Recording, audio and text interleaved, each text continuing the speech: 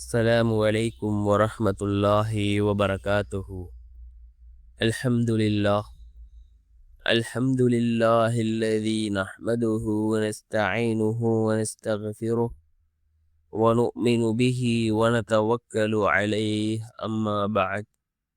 அன்பிற்குரிய அல்லாஹ்வின் நல்லடியார்களே, அன்பு சகோதரர்களே, நாம் தொடர்ச்சியாக பார்த்து வரக்கூடிய துஆக்களினுடைய திக்ருகளினுடைய தொகுப்பில் இன்று நாம் பார்க்க இருக்கின்ற விடயம் என்னவென்றால், லுஹாவுடைய நேரம், லுஹாவுடைய தொழுகையை தொழுதுவிட்டு அதே இடத்தில் அமர்ந்தவர்களாக இந்த துஆவை ஓதி நாம் அல்லாஹ்விடம் பிரார்த்தனை செய்வோம்.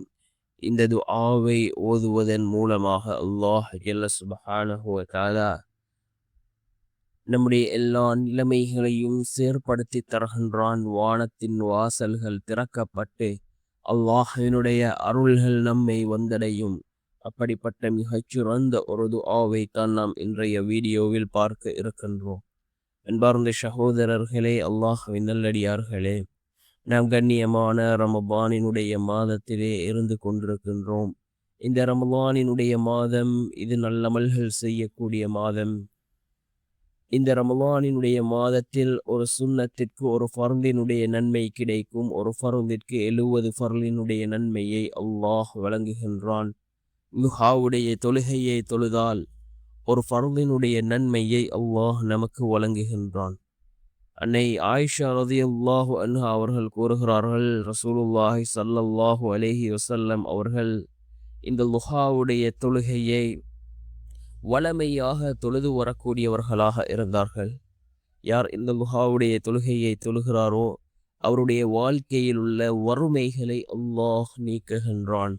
அதே போன்று இந்த துஆவிற்கு, இந்த தஸ்பீஹிற்கான சிறப்பை ரசூலுல்லாஹி ஸல்லல்லாஹு அலைஹி வஸல்லம் அவர்கள் கூறிய பொழுது கூறினார்கள், யார் இதனை ஓதுகிறார்களோ வானத்தின் வாசல்கள் திறக்கப்படுகின்றன, அல்லாஹ்வினுடைய இறை அருள் கிடைக்கின்றன என்று இந்த ஹதீஸினுடைய சிறப்பை கூறினார்கள். முஸ்லிம் என்கின்ற நபிமொழி தொகுப்பு நூலிலே 1052வது ஹதீஸாக இந்த ஹதீஸ் பதிவு செய்யப்பட்டிருக்கின்றது. என்ன துஆ? அல்லாஹு அக்பரு கபீரா வல்ஹம்துலில்லாஹி கஸீரா வசுப்ஹானல்லாஹி புக்ரத்தன் வ அஸீலா. அல்லாஹு அக்பரு கபீரா வல்ஹம்துலில்லாஹி கஸீரா வசுப்ஹானல்லாஹி புக்ரத்தன் வ அஸீலா. அல்லாஹ் மிக பெரியவன் என்று பெருமைப்படுத்துகிறேன், எல்லா புகழும் அல்லாஹுக்கே உரியது என்று அதிகமாக போற்றுகிறேன். அல்லாஹ் பரிசுத்தமானவன் என்று காலையிலும் மாலையிலும் அவனை துதிக்கிறேன் என்று பொருள்படக்கூடிய இந்த துஆவை ஓதுவோம். இதனை ஓதுவதன் மூலமாக வானத்தின் வாசல்கள் திறக்கப்பட்டு அல்லாஹ்வினுடைய இறை அருள்கள் நம்மை வந்தடைகின்றது. அந்த அளவுக்கு சிறந்த ஒரு துஆவாக இந்த துஆ இருக்கின்றது.